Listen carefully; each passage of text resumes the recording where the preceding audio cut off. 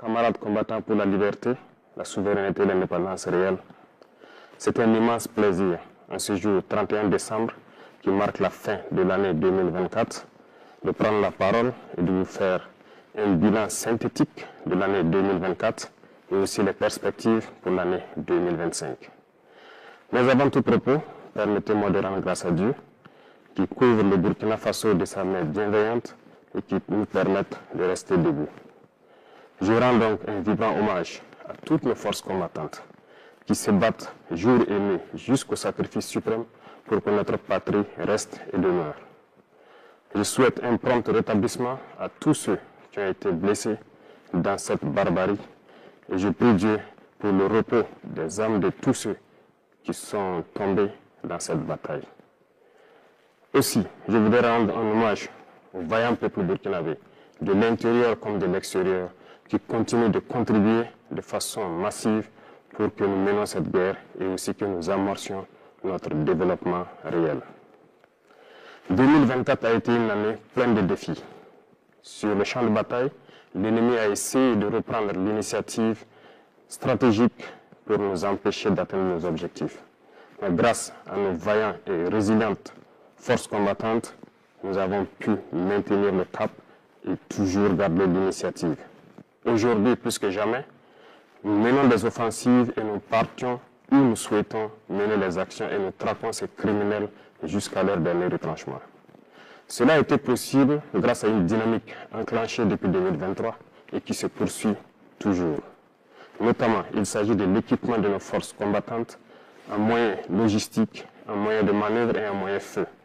Et nous allons continuer à accroître tout au long de l'année 2025 pour que l'armée dont nous rêvions puisse être une réalité et puisse protéger notre patrie pour des années, des décennies à venir.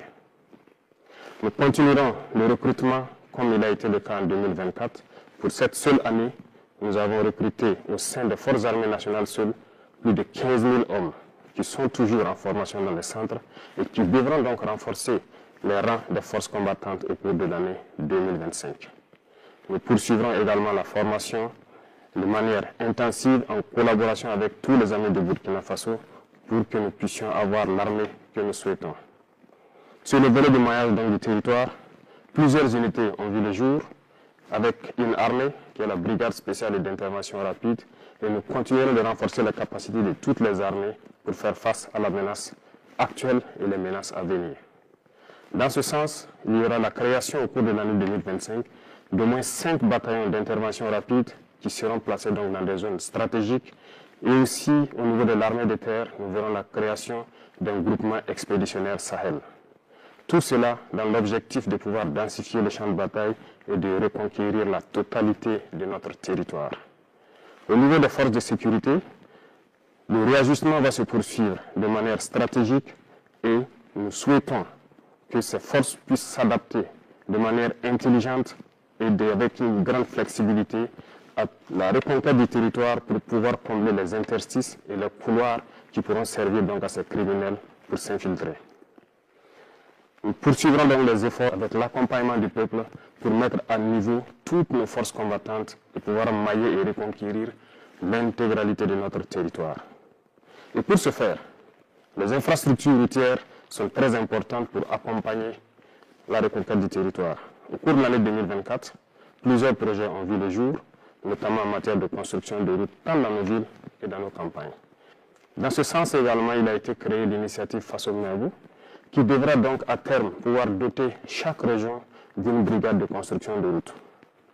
Déjà, les équipements pour les premières brigades sont en route et dans quelques jours, elles pourront être opérationnelles et devront commencer à agir pour le bonheur donc de nos forces combattantes pour leur mobilité sur les champs de bataille et aussi doter certaines zones qui depuis là n'ont pas de route, de bonnes routes pour qu'ils puissent communiquer. Qui parle de route, parle aussi d'écoulement de nos produits. En ce sens, nous avons intensifié en matière d'agriculture notre production cette année 2024. Les résultats sont très satisfaisants et nous rendons grâce à Dieu qui nous a permis d'avoir une très bonne pluviométrie sur l'ensemble du territoire national. La production a été exceptionnelle et nous allons poursuivre dans ce sens.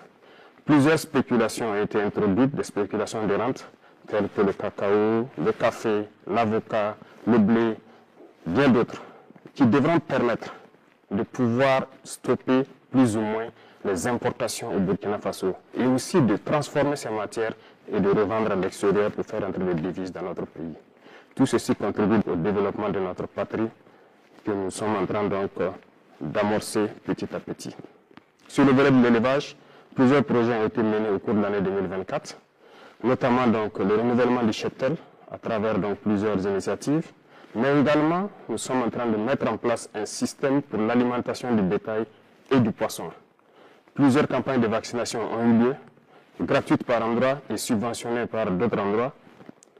Nous poursuivrons nos efforts en faveur du monde paysan à travers donc les intrants et toute la mécanisation qui doit suivre pour les accompagner, produire et atteindre notre objectif qui est l'autosuffisance alimentaire et pourquoi ne pas exporter nos excédents.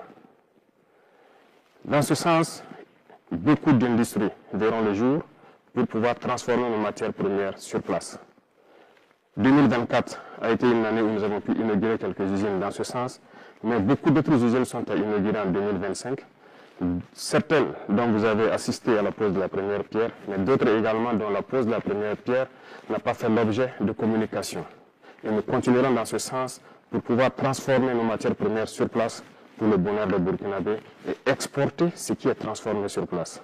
C'est dans ce sens que nous pourrons donc faire tourner notre économie à l'intérieur et éviter les importations de l'alimentation au profit de nos populations.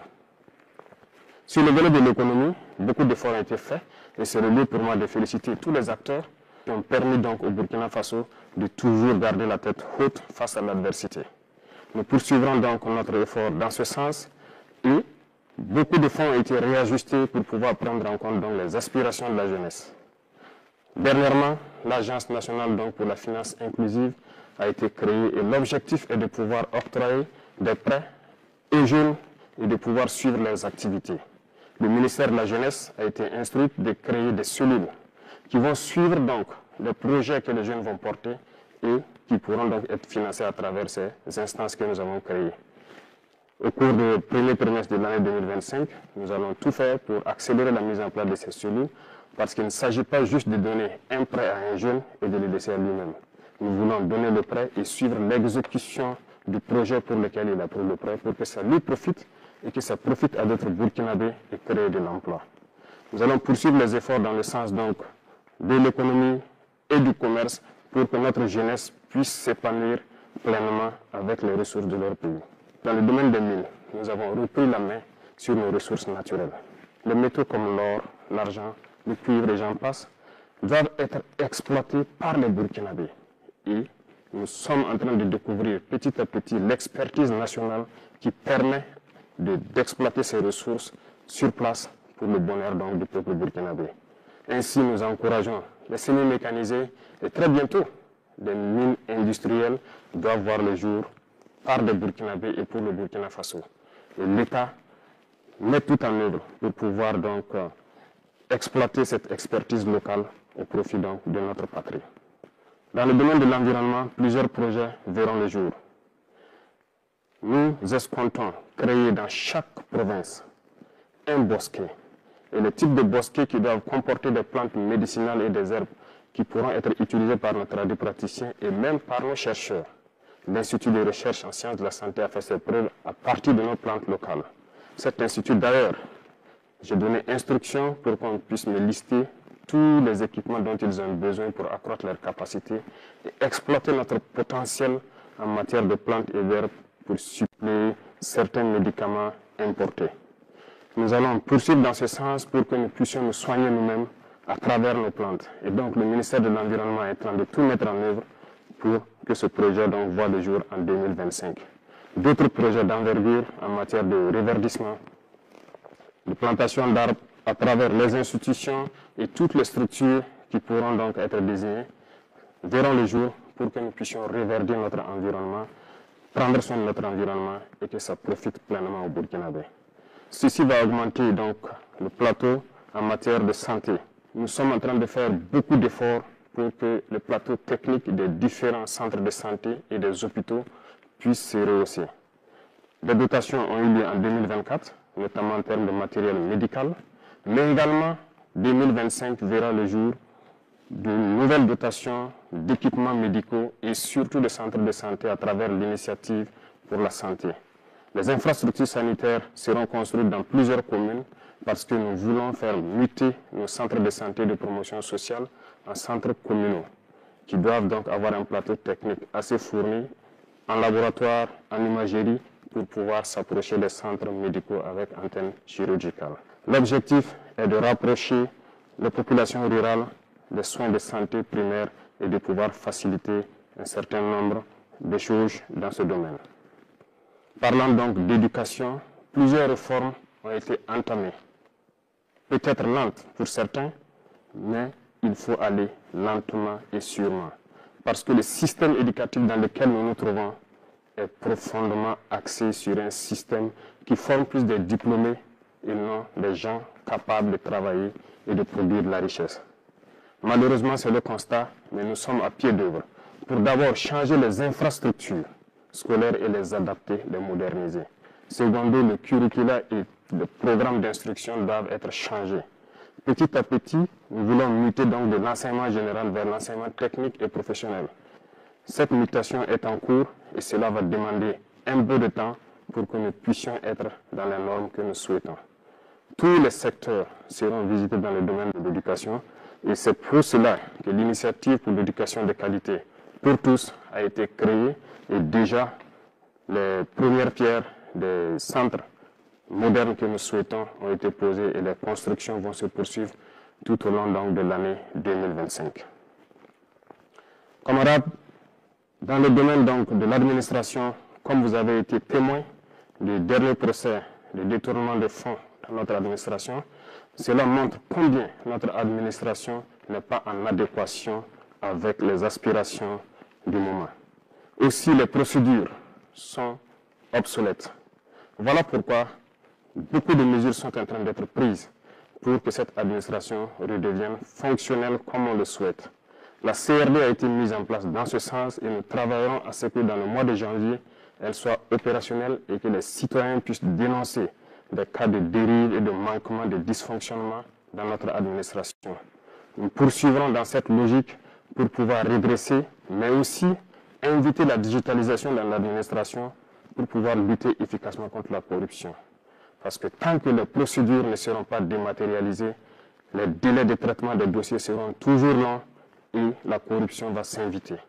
La fonction publique est donc instruite de changer le rythme pour pouvoir intégrer un certain nombre d'emplois pour que certaines personnes qui étaient sous contrat au sein de l'administration puissent être intégrées de manière efficace et avoir un plan de carrière.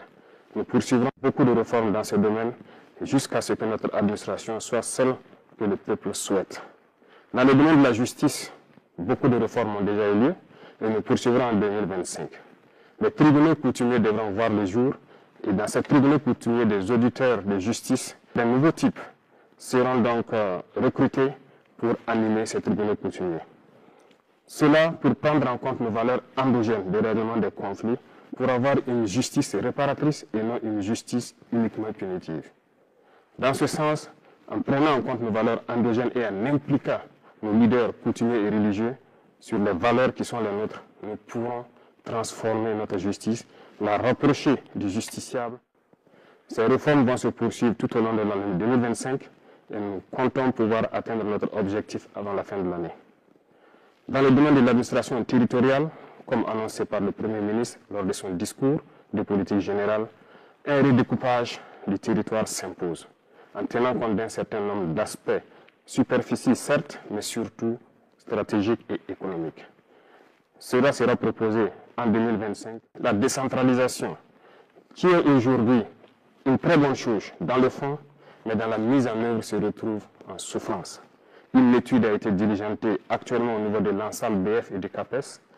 L'étude dont les résultats sont attendus dans ces jours-ci doit nous permettre de faire un diagnostic profond du processus de décentralisation. Dans ce sens, un certain nombre de fonds ont été donc suspendus en attendant ces études pour pouvoir réarticuler et donner de nouvelles missions aux autorités donc des collectivités territoriales. Dans le domaine de l'urbanisation, au cours de l'année 2025, après une étude effectuée en 2024, il sera proposé à la population burkinabé des choix pour pouvoir redessiner nos villes. Lorsque ces choix seront présentés, nous espérons avoir une issue qui nous permettra de redéfinir nos villes et de pouvoir faire une urbanisation qui réponde aux normes actuelles. Cette dynamique va se poursuivre en 2025 et l'initiative Faso Mebo également participera à cette dynamique d'urbanisation. Dans le domaine du sport, c'est le lieu pour moi de féliciter toute la jeunesse sportive parce que 2024 a été une année sportive. Plusieurs athlètes sont donc revenus au Burkina Faso avec des médailles et ont porté haut le drapeau du Burkina Faso. Je les félicite et je les encourage à continuer dans cette dynamique pour que 2025, nous ayons encore plus de médailles et que le drapeau du Burkina Faso continue de flotter partout dans le monde. Il contribue à faire rayonner l'image du Burkina Faso à l'extérieur. Dans le domaine donc de la diplomatie, il y a cet accompagnement du milieu du sport qui est déjà là, mais nos diplomates sont donc à pied d'œuvre tout dans les 2023 et 2024 dans une diplomatie agressive. Nous poursuivrons dans ce sens en 2025 pour que l'image du Burkina Faso qui rayonne à travers le monde puisse continuer de croître. Et à travers cela, nous sommes dans une confédération de l'Alliance des États du Sahel. Plusieurs actions sont en cours actuellement pour pouvoir structurer cette alliance et l'asseoir. Parce que c'est le début d'une union dans la souveraineté, dans la liberté totale, pour que l'Afrique puisse prendre un exemple sur cette alliance et pouvoir rayonner. L'alliance n'est pas uniquement que pour les 3 pays, l'alliance appartient à tous les Africains désireux de souveraineté, d'indépendance et de liberté totale. Nous poursuivrons notre démarche pour qu'elle soit une union forte dans tous les domaines cités, que ce soit de la diplomatie, de la défense et la sécurité et surtout du développement. Notre diplomatie rayonne et nous poursuivrons notre démarche pour qu'elle puisse encore être forte et les représentations du Burkina Faso à l'extérieur puissent prendre en compte notre diaspora et aussi prendre en compte tous les amis du Burkina Faso qui souhaitent visiter le Burkina Faso, participer au développement du Burkina Faso. C'est dans ce sens que nous serons un exemple de souveraineté, un exemple de dignité et une fierté à travers l'Afrique et à travers tout le monde entier. L'Institut des peuples noirs devra être un tremplin pour pouvoir attirer au Burkina Faso tous les Noirs du monde entier pour pouvoir se ressourcer, revoir les cultures et pouvoir apprendre de nos cultures, les moderniser pour faire développer notre patrie. Un bâtiment sera érigé donc au niveau du musée pour prendre en compte un certain nombre de choses de notre culture pour que l'Institut puisse se baser sur ces valeurs-là et enseigner au monde entier ce que c'est que le peuple noir, ce que c'est que l'Afrique. Je souhaite que 2025 soit une année donc de parfaite santé, de succès, de prospérité, de victoire pour notre peuple. La patrie ou la mort, nous vaincrons.